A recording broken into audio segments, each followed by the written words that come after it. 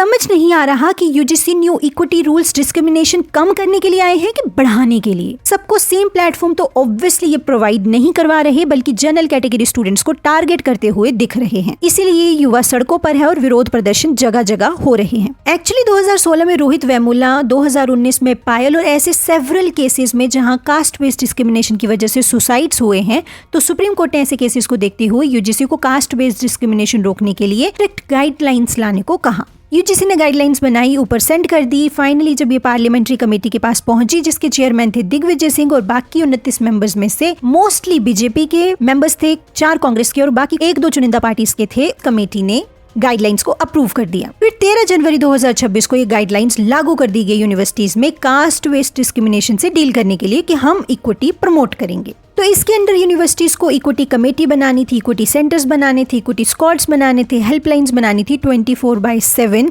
ताकि कोई भी शिकायत कर सके। बट कोई भी नहीं, सिर्फ SC, ST और OBC के बच्चे शिकायत कर सकते। गाइडलाइंस में जो इशू है उसमें सबसे बड़ा और सबसे पहला इशू है कि जनरल कैटेगरी का स्टूडेंट सिर्फ डिस्क्रिमिनेट कर सकता है, उसके साथ डिस्क्रिमिनेशन हो नहीं सकती। ये प्रिजम्पशन है, मतलब डिस्क्रिमिनेशन रोकने के लिए जो कानून लाया गया उसमें ही डिस्क्रिमिनेशन है। दूसरा, इक्विटी कमेटी में जनरल कैटेगरी स्टूडेंट की बात कोई सुन सके, ऐसा कोई मैंडेटरी जनरल रिप्रेजेंटेशन है ही नहीं। तीसरा और सबसे खतरनाक है कि अगर कोई फॉल्स कंप्लेंट दर्ज करता है तो उस पर बाद में कोई कार्यवाही नहीं होगी।